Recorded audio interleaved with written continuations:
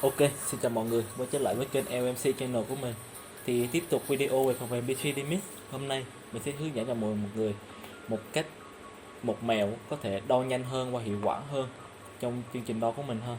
Đặc biệt là cho những công ty chuyên về đo số lượng mẫu theo sampling, AQE chẳng hạn ha. Và ngoài ra thì mình sẽ dùng một cái file debug như thế này để đưa kết quả vào cái file debug này của mình ha. Đây là do mình tự tạo theo các ý kiến riêng của mình thôi. Thì khi đó mình sẽ hướng dẫn mọi người cách có thể làm cho BCD Mix nó có hiểu và có thể đưa kết quả vào cái file này như bình thường ha. Sau đó khi mọi người đã hiểu cách sử dụng rồi thì ờ, mình có thể tự tạo thêm một cái bảng của mình, một cái template riêng cho mình mà nó phù hợp cho công ty mình nhất ha. Ví dụ như công ty A này chẳng hạn, đây là cái công ty mình cũng đã sử dụng cho họ rồi. Thì khi họ đo xong, họ chỉ cần đưa kết quả vào trong cái đây thôi, vào trong cái ô này, tương ứng đây là 1 2 3 4 5, tức là số lượng kết quả, kích thước mẫu, đây là số lượng mẫu họ cần đo. Thì sau khi kết quả này đã điền đầy trong đây, họ sẽ dùng trực tiếp file Excel này, họ import thẳng qua cái file hệ thống dữ liệu của họ luôn. Thì nó sẽ rất là nhanh hơn nhiều khi mà mình phải nhập gõ tay từng cái một lại để lưu trữ ha. Thì đó là tùy theo yêu cầu của mình mà mình cần sử dụng. Ok, thì quay trở lại kênh của mình, quay trở lại với cái report của mình. Thì những thông số mình cần phải nhập vào đây. Bên đây mọi người có thấy nè, batch number thì mình có thể sử dụng trực tiếp ngay cái BCD Mix nè, cái dữ liệu ngay BCD Mix có cho sẵn luôn. Còn những cái câu lại như inspector, shiftwork đây thì những cái này là mình cần phải cập nhật vào cho nó. Thì cách làm như sau, mình sẽ gọi lệnh assign này, hoặc là vào insert assign đây, nó lại nằm trong này. Do là mình đang có chương trình sẵn á, nên nó hơi bị nhảy lung tung, mình cần phải sửa lại ha. Thì cái lệnh lấy ngày là get program info, đơn mình cho đây đi. Đấy. Sau đó tiếp tục insert lấy lệnh chase file rồi, cũng đây. Đây là display message, là nó hiện ra cái dòng tin nhắn đó. Hôm nay ngày mấy chẳng hạn, hôm nay ngày mấy, mình cứ bấm ok nha. Nhảy hay lung tung. Rồi chỗ đây mình sẽ sửa lại là thành chữ W1 nè. W1 là ở trong cái lệnh assign đấy. Đấy, khi bây giờ mình giơ chuột vào mình sẽ thấy nó vẫn là W1 bằng 0. Vậy là đây, mình thiếu chữ on ngay đây. Program info. Ok, đã hiện ngày rồi. Thì mình sẽ làm cái tương tự còn lại cho inspector và shiftwork, là người kiểm tra hoặc ca làm việc. Thì mình gọi là chase shift. Ở đây là người đo lô này là ai chẳng hạn, lô này là ai. New value đây mình cứ cho một vài tên cụ thể trong phòng của mình đi, ví dụ như là anh Trần Quang A, anh Nguyễn Quang B chẳng hạn ha. Ok. Ôi, nó là nhảy xuống dưới cuối à. Rồi, mình cứ từ từ mình cho k này, k làm việc. Thì tùy theo công ty ha, có công ty chỉ có ngày và đêm thôi, có công ty thì nó sẽ chia ra thành 3k 4k và nó có cái tên ký tự gọi riêng khác nhau. Ở đây mình làm ngày và đêm thôi cho dễ. Ok này, sau đó mình sẽ vào insert assign chứ nè, assign.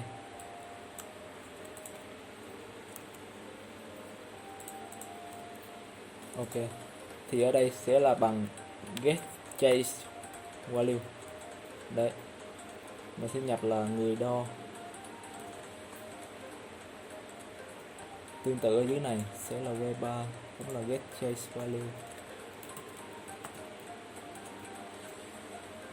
Rồi k này, Ok, xong thì mình vừa khai báo ở trên này xong rồi nè. Bây giờ mình muốn, như ban đầu mình đã nói là mình sẽ giúp mọi người đo nhanh hơn, đặc biệt là trong mình đo theo xem lên, thì mình sẽ ngay cái lệnh E này, alignment E này. Đấy, mình sẽ vào insert,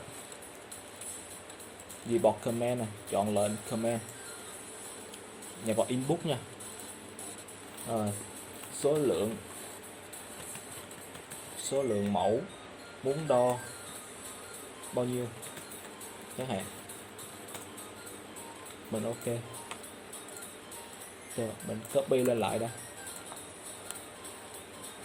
Rồi sau khi chạy xong mọi người sẽ thấy nó rất là hay. Bây giờ mình cứ làm tiếp nè. W4 sẽ bằng C1 chấm input. Đấy, insert loop, mình cứ bấm ok đi, không sao đâu.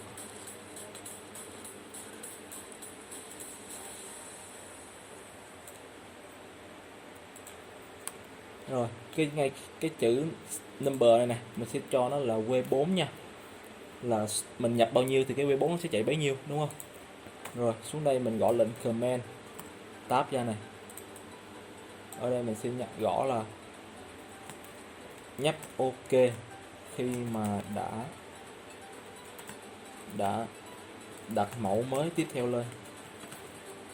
Mọi người cứ làm theo mình đi thì sau đó nó sẽ chạy được thôi. Mình sẽ cho mọi người xem. Ok, thì sau đó mình xuống dưới cuối nè, bấm cuối cùng nè, mình chọn end loop. Đấy, thì tất cả những cái lệnh mà nó trong cái loop này nó sẽ chạy từ lệnh mod tcc cho tới đây. Thì trong video này mình hướng dẫn demo chỉ có 2 vòng tròn thôi ha. Đây.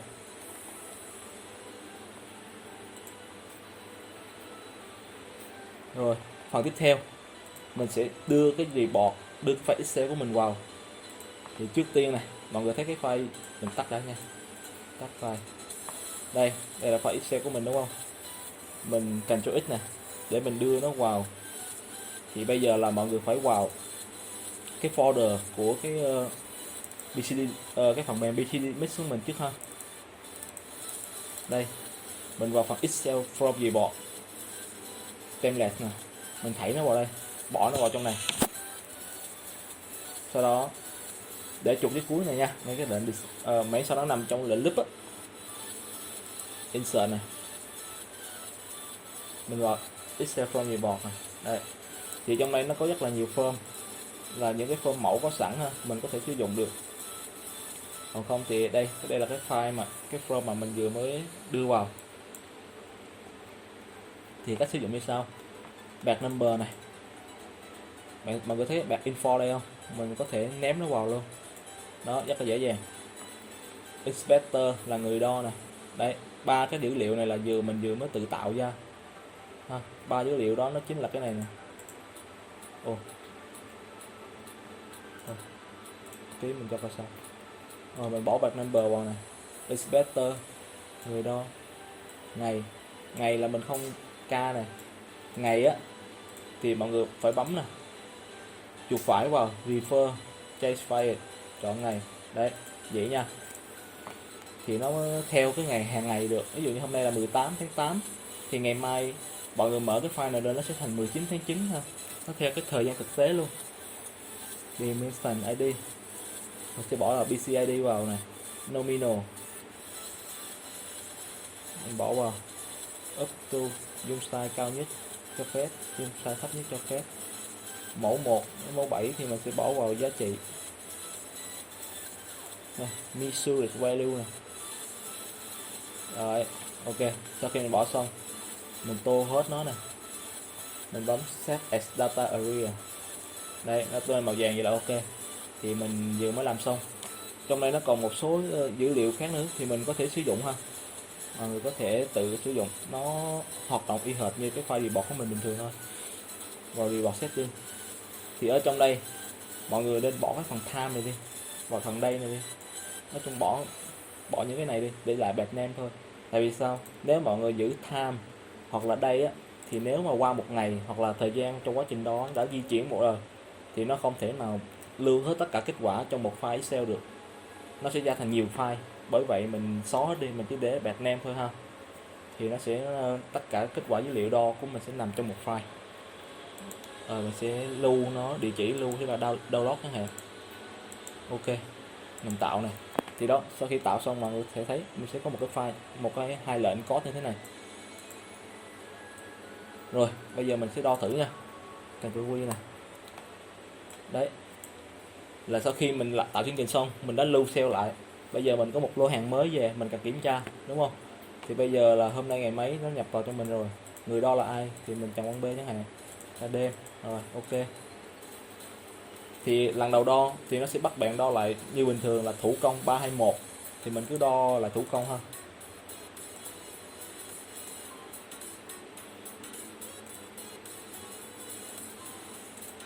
Rồi sau khi đo thủ công xong, nó hỏi là bạn cái lô này của bạn đo bao nhiêu con.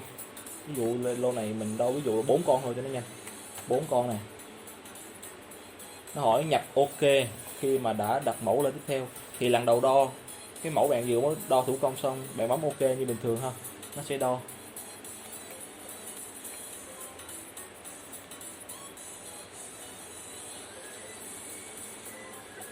Rồi nó sẽ báo bạn là một lần nữa, là tức là nó vừa mới đo xong một lần một rồi, bây giờ là lần thứ hai thì bạn cần phải lấy mẫu một ra, đặt mẫu thứ hai vào đúng vị trí đó, đúng vào cái khuôn đó để cho nó đo. Sau khi bạn đặt xong rồi thì bạn bấm ok thôi, nó sẽ chạy tiếp này. Đấy, rất dễ đúng không? Rồi tương tự lần thứ ba mình sẽ bỏ mẫu thứ ba vào. Sau khi bỏ xong rồi bấm ok thôi, còn lại chương trình sẽ lo.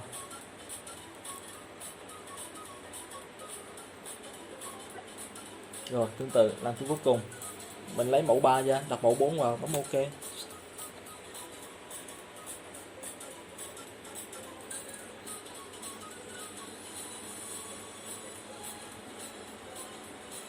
Xong. Rồi mình xem kết quả nha. Đấy mọi người có thấy không, sau khi nó đo xong thì nó sẽ nhập hết kết quả vào mẫu 4 mẫu này.